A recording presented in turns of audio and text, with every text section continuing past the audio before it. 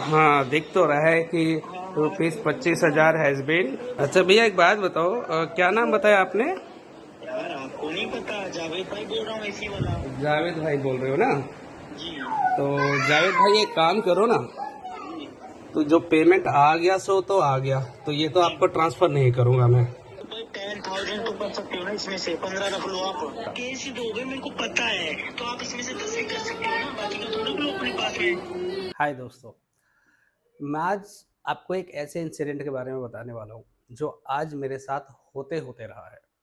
मैं बात कर रहा हूँ, आज मेरे साथ एक ऑनलाइन स्कैम होने वाला था और जस्ट मान लो कि हो ही गया था। बट कुछ रीज़न की वजह से इनिशिएट पता नहीं क्यों मेरे दिमाग में आया कि ये स्कैम भी हो सकता है, जिसकी वजह से वो बच गया।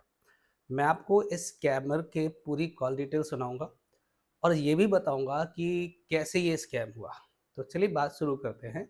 मेरे पास अभी कल रात में लगभग 10 बजे के आसपास किसी अननोन नंबर से फ़ोन आया। मैं आपको नंबर फ्लैश करके दिखाता हूँ। देखो ये नंबर है जिससे मेरे पास कॉल आया था और जिसमें ये बोला गया था कि हेलो आलम, पहचाना? मैंने कहा कौन?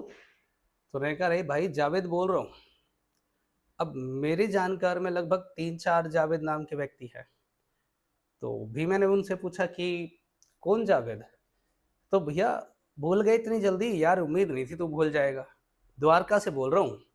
अब द्वारका में मैं एक जावेद को जानता हूँ जो कि मेरा एसी मैकेनिक है। नॉर्मली जब भी मुझे एसी से रिलेटेड कोई इशू होता है तो मैं उसको कॉल करता हूँ।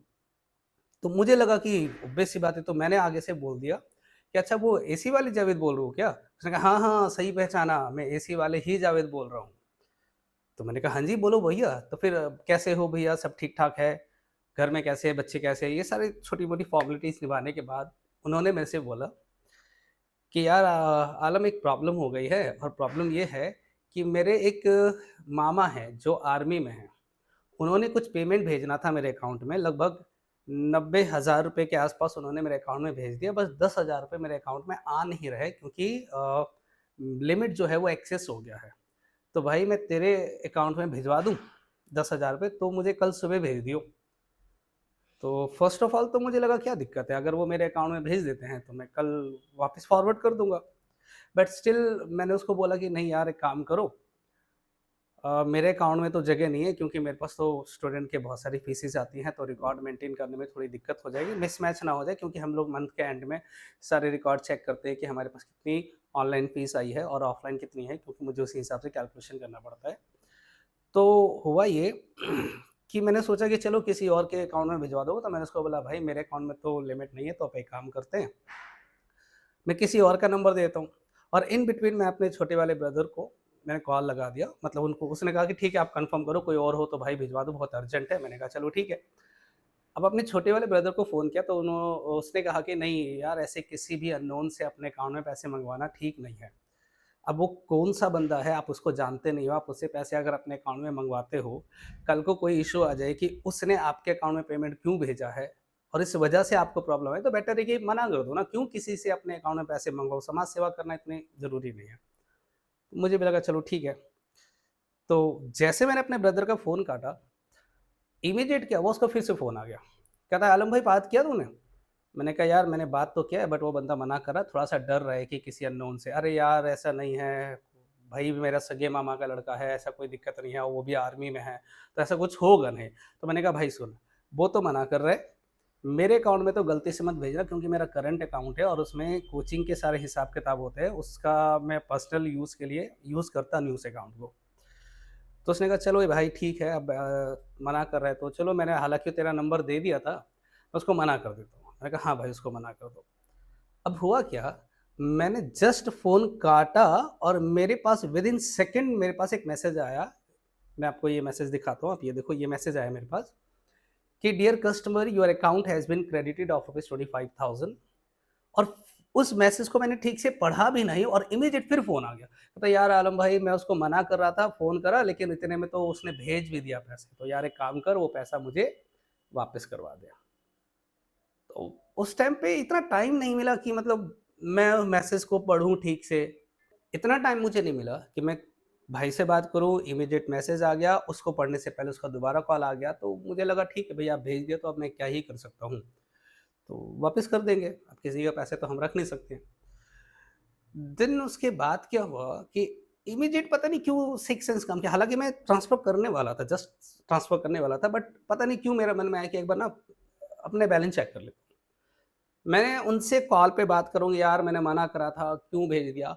और उसी दौरान मैंने अपने ऐप खोल के अपने बैंक का स्टेटमेंट जब चेक किया तो पता चला यार पैसे तो आए ही नहीं। और वो कह रहा है कि पैसे भेज दिए, मैसेज भी मेरे पास आ गया और वो कह रहा है वापस फॉरवर्ड कर दो। तो पहले मेरे अकाउंट में पैसे क्रेडिट तो हो। तो मुझे रियलाइज़ हुआ कि यार देयर इज़ समथिंग मिस्टेक, कुछ गड़बड़ हो रहा है, कुछ तो प्रॉब्लम है, कुछ तो सीरियसनेस इसमें दिख रहा है मुझे। मैं वहाँ से उठा, तब तक मैंने ना तो अपना वॉइस रिकॉर्डिंग करा, ना ही स्क्रीन रिकॉर्डिंग करा, ना ही कुछ और, नॉर्मल जस्ट जैसे बात करता हूँ, क्योंकि मेरे पे आईफ़ोन है तो उसमें वॉइस रिकॉर्डिंग या कॉल रिकॉर्डिंग नॉर्मली होता नहीं है।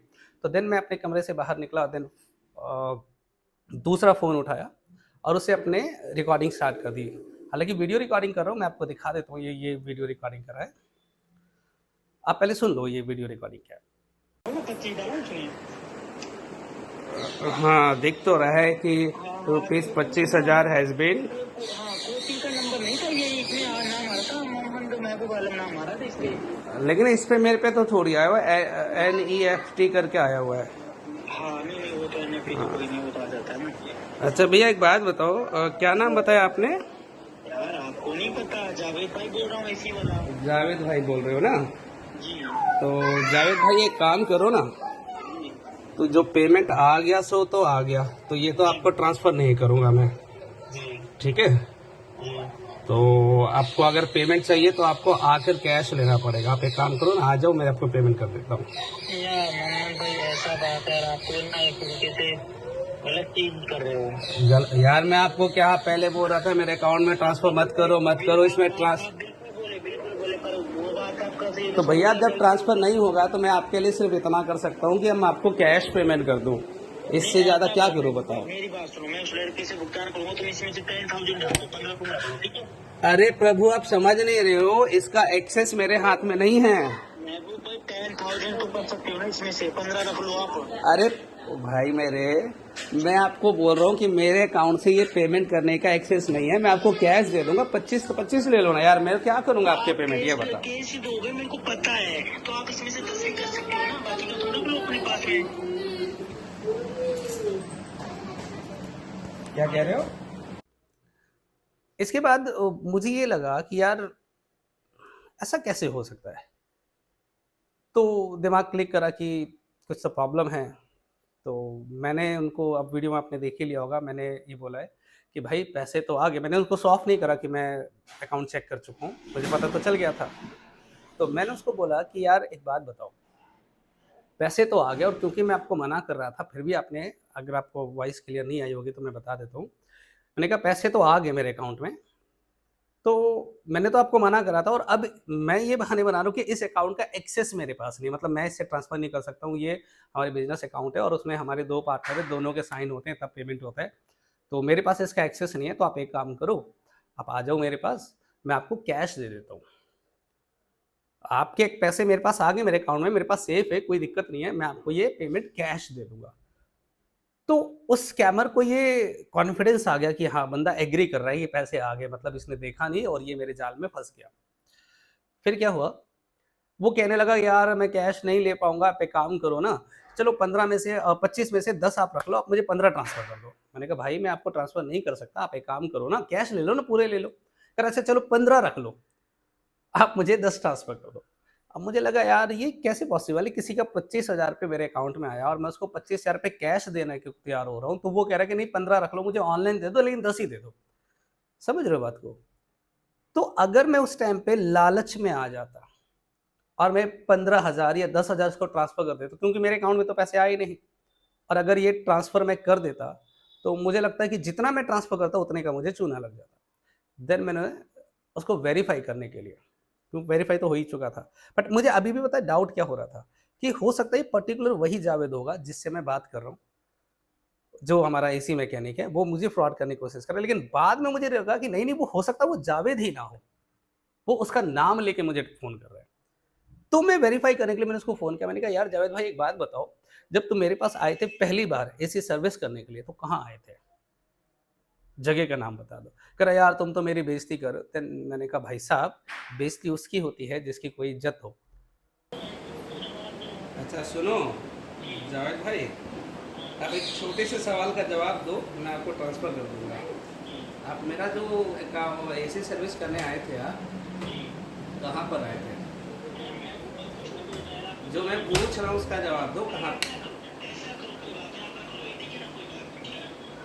अरे सर्विस करने कहाँ ये तो बता दो। प्रभु मेरे सुनो, बेइज्जती उसकी होती है जिसकी कोई इज्जत हो। फोन में घुस के मारूंगा साले अगर बकवास करा तो उन्हें तो आप बाकी वीडियो में आपने देख ही लिया होगा। तो ये वीडियो बनाने का मोटिव सिर्फ इतना है कि अगर आपके पास किसी भी प्रकार का फ्रॉड कॉल आए कि मैंने आपके अकाउंट में पैसे ट्रांसफ़र कर दिए हैं, आप प्लीज़ वो मुझे वापस कर दो। तो ट्रांसफ़र पेमेंट करने से पहले हमेशा अपने अकाउंट बैलेंस को ज़रूर चेक किया करो, ज़रूर।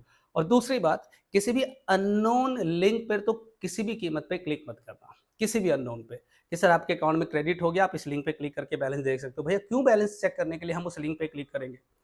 हमें बैंक वालों ने ऐप प्रोवाइड कर रखा है, आप उस ऐप पर जाके चेक करो। आप किसी भी अननोन लिंक पे क्लिक करोगे, आपका फ़ोन हैक हो सकता है। आप किसी के मैसेजेस पे भरोसा करके उनको ट्रांसफ़र कर रहे हो, किसी की बात पे भरोसा करके नहीं करना चाहिए। इसके लिए तो मुझे लग रहा है कि मैं कल बाल-वाल बचा हूँ, अगर मैं थोड़ा-सा माइंड यूज़ नहीं करता, तो मेरे अकाउंट से 25,000 रुपए चले जाते। और बहुत सारे ऐसे लोग इस तरह के फ्रॉड के केसेस में पड़ते हैं, तो मैं आप लोगों को अवेयर करने के लिए ये वीडियो बना रहा हूँ। उम्मीद करूँगा कि आपके पास किसी भी प्रकार का इस तरह का अननोन कॉल आए, तो उसे आप भी सोशल मीडिया पे सर्कुलेट करो कि ये नंबर है जिससे मेरा कॉल हुआ और जो भी साइबर क्राइम की हेल्प है उस पे कॉल करना। किसी के साथ मान लो फ्रॉड हो भी जाता है, तो उसको दबा कर नहीं रखना है कि सर हो गया अब क्या करें जो होना था हो गया। नहीं, बिल्कुल भी नहीं, कंप्लेन ज़रूर करें। अगर आपको समझ नहीं आता है आप थाने में जाएँ, वहाँ कंप्लेन करें, वो आपको खुद गाइड कर देंगे कि सर आप साइबर क्राइम वाले के पास जाओ और रीज़न ये नहीं कि आपके साथ तो चलो हो गया, लेकिन ये ऐसा किसी और के साथ ना हो इसके लिए आपको कंप्लेन करवाना चाहिए और जागरूक बनिए, ठीक है? तो कमेंट करके बताइएगा आप में से किसके साथ इस तरह का फ्रॉड हुआ या इस तरह का कॉल किसके पास आया है? आप प्लीज़ मुझे कमेंट करके बताइएगा।